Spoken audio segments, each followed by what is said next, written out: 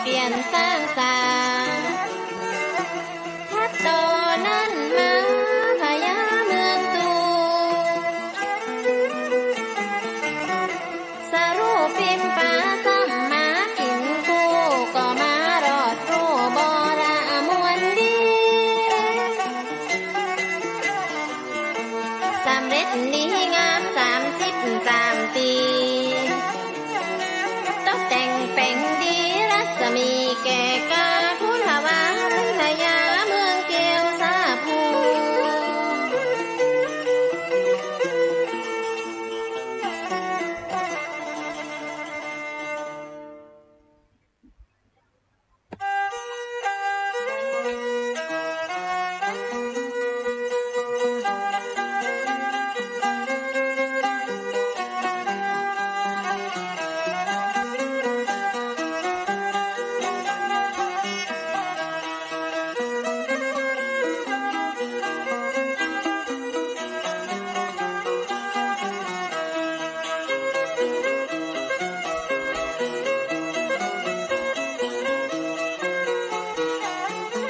สักขาด2,067 ปี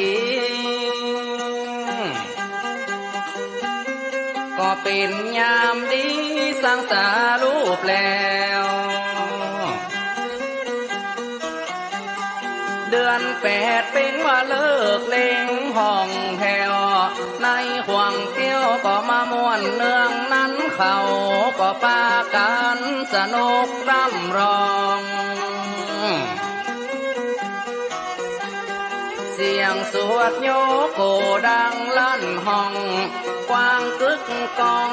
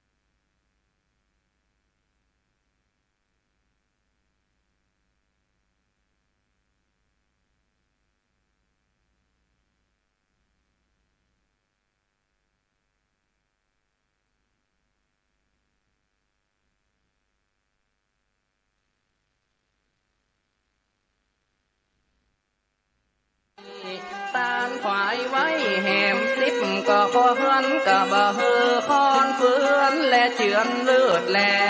วหมายเขตวัดวาอารามขวางแก้วปีติแล้วก็สั่งยินดีหลังน้ำหยาดวาดตกปะทาพี่พระแม่ขอละนีไม่ทีสาโพ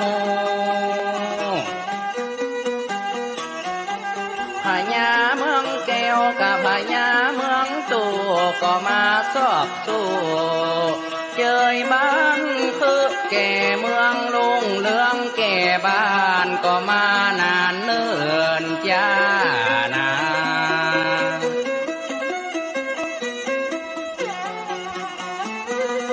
ปี2,100 ปลายก็มากับกายเปลี่ยนไปให้หอนเกิดศึกสงครามยุ่งยำน่วงพรถู หัวขอห้อนไปเสียทุกเด่นเชียงให้เชียงแสนล้านนาล้านยางบางห้องเขาก็กลัวเมามัวกาดังตึงบะจังยะได้ดีพ่องดินรนเววนฝนปีนี่ตายไล่ป่าไม้ใหญ่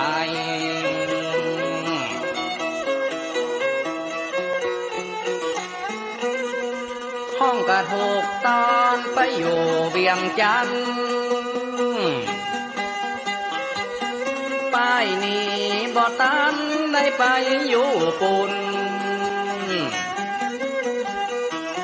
ห้องก็กลัวตายหนีไปบุกบุญใจมุกมุนกังบนหนขวางห้องก็ไปลำปางหิมวังแม่น้ำ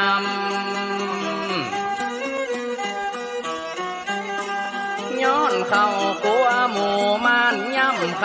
ำที่ให้ลำก็บ่จ้างเกินเมื่อบางพ้องอพยพเอาญาติมิตรก็บงเกลือพ้องก็บ่เหลือบ่ละเอาเมืองเป็นห่าง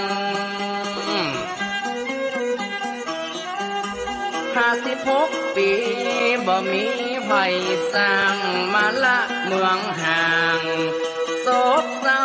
อินโดแต่สาโลพระจอมเจ้าก็มาเป็นเป่าว่างนา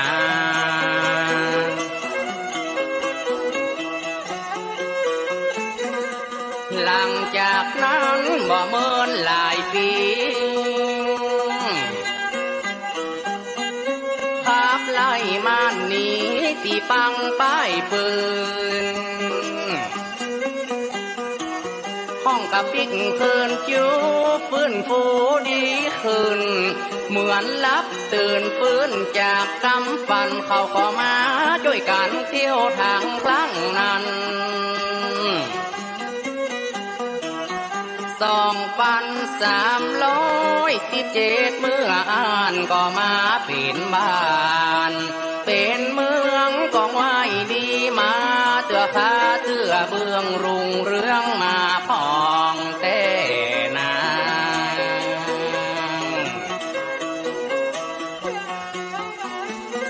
สมัยราชรัตนโกสินทร์รวบรวมแผ่นดินนาไว้แฟนเพื่อหักษาที่ข้าเหนียวแน่นเป็นปึกแผ่นกับประเท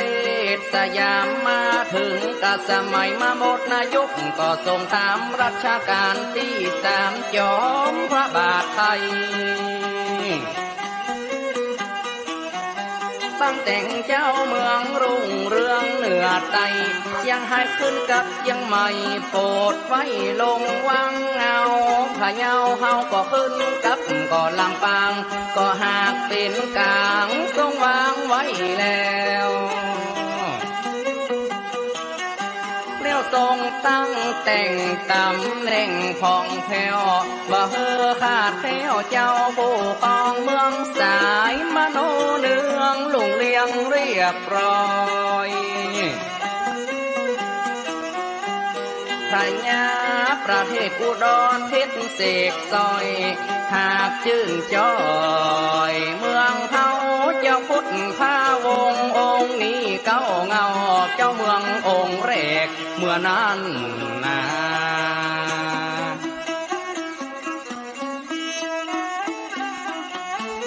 น้อยมหายศเสือเป็นองค์ที่2ตั้นเสือปกครองคันลองเลิศแล้วองค์ที่3คือเจ้านอกแก้วพัตติยะมานะกำหนุนเจ้าอินตะมูลที่4นุนกำเจ้าอาริยะนาตี5จอดจำพันเป็นเพชรน้ำ สัยดีหกเจ้าหลวงชัยวงศ์ด่างอีก็มีเชื่อหนอเต้านา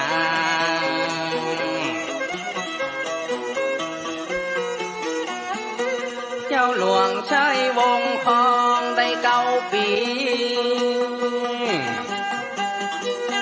เกิดเหตุว่าพอดีมีกบฏเงียวเป็นละวุ่นเป็นละวายละบัดตะใจแตกเสียวห้องกันนี้เข้าป่าเปียวออกบ้านออกย้องคนหัวปุ๊ปองพองให้ห้ำหองไปขอกำลังลำฟางปกป้องพอเปิ้นมีพร้อมยุดโทกับปะกอนหล่อนถ้าบ่มาช่วยกระตึงจะมวยแน่นอนฝ่ายเมืองละก่อนก็มาช่วยไว้สับเนียวไล่หนีดีบ่เฮือไก่เขาก็ไว้ก็บ่ปิดก็คืนมาไล่เขาออกจากเขตอาณาขอเฮือไก่กาบ่ยังบ่ยังหันกำแพงเมืองโบราณก่อสร้างก็ปอลุกมั่งหันสภาพก็บ่ดีเข้าไปเอาดินกี่วัดที่เคยมีวิหารเจดีย์ที่เป็นวัดห่างคนมาก่อเสริมกำแพงเกิดกังเขากลัวล้ำใครมากว่าหมู่ม่านเงี้ยวจะปิกมาข่าวัดว้าจนฟ้อลมปาง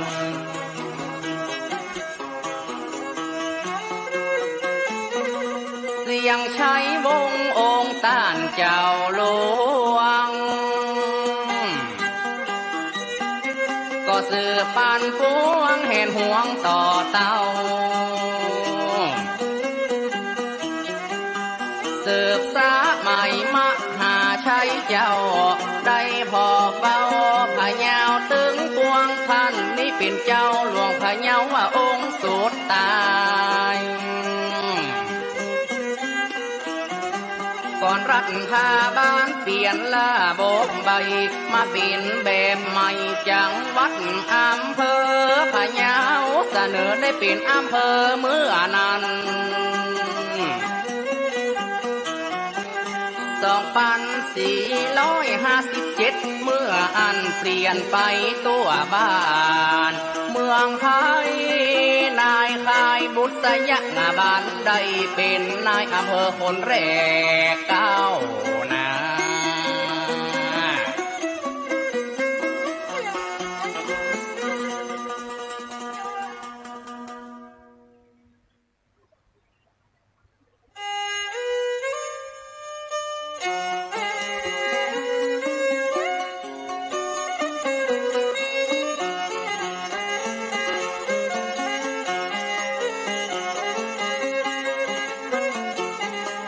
หลอนว่าตา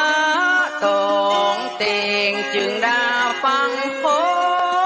นนักเลงจะออกก็เพลงเป็นละบำพามา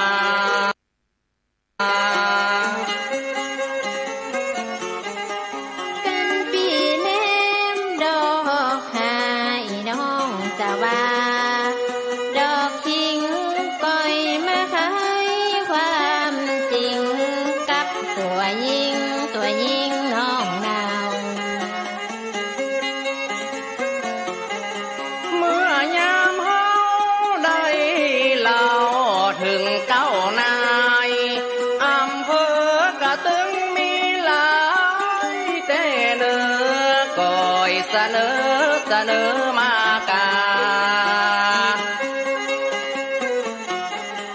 นับแล้วมีสาวหาทุกท่านก็นาเกยชมมีนายจรั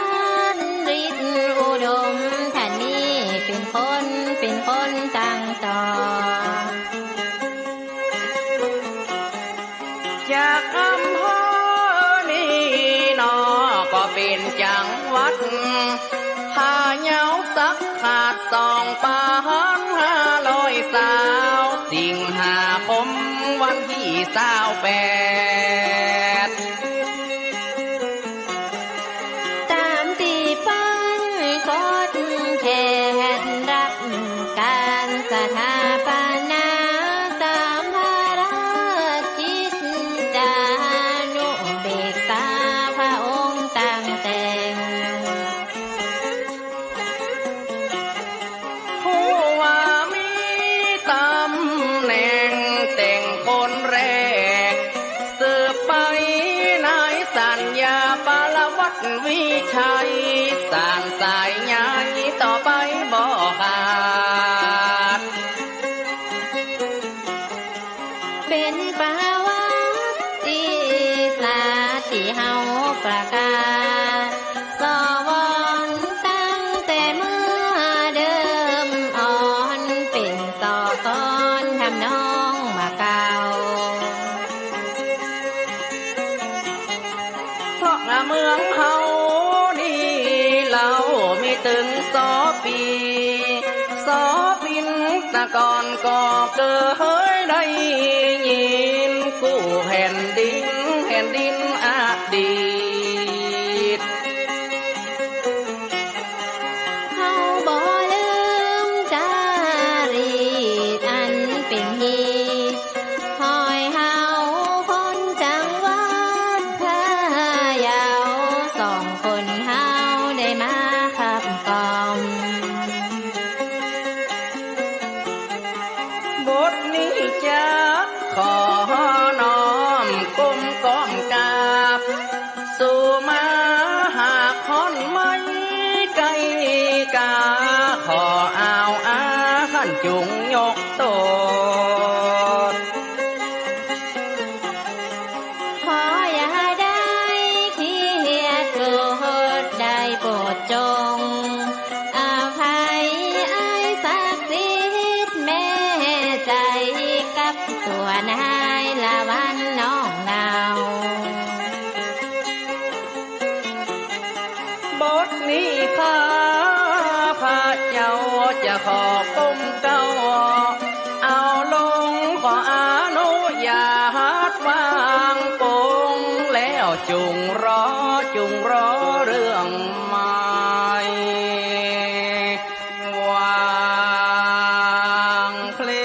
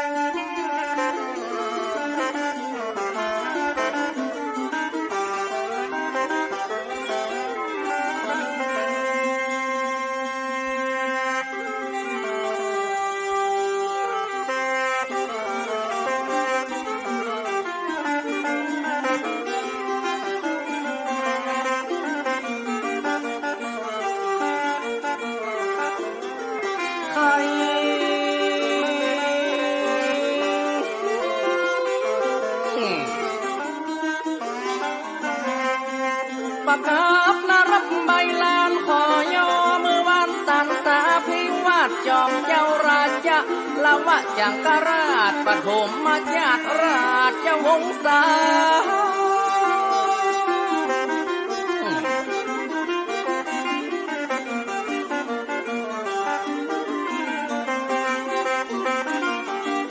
เก่าเงาจากนิรันดร์นครเงินยางเก่าต้นหนตางกว้างขวางอำนาจต้นปฐมะละวะจังกราชสืบสายทายาทญาติเจ้าเงางำราชวงศ์ลาวจีเจ้าเงายอดลาวจกตกหอดพดจดจำมาถึงสมัยพญาสลีจอมคำย่อยกปกนำผู้กำยาวนี้ไว้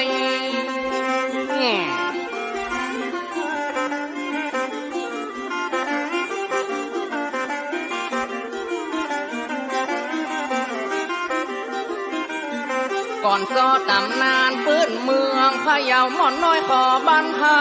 กำโตดโตสา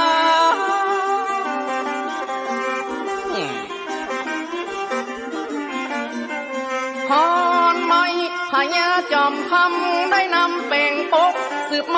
รดกตกเจ้าจอมเจืองถึงเก้นเจ้าเต้าจอมหาเรื่องบ่ขาดแนวเนืองมิ่งเมืองเต้าไทยสมัยเจริญรุ่งเรืองพญางำเมืองที่ไว้พญาคำแดงสืบแห่งต่อไว้คำลือเต้าไทยกะตามมาถึงสมัยรวมกับเมืองล้านนาก็มีพญายุทธิสะเทียนพญาเมืองนี้พญาหัวเกียนสืบพัดเบียนพญาเมืองตูเป็นพระนำตามได้ทราบนี้แหละน้องแหละนะ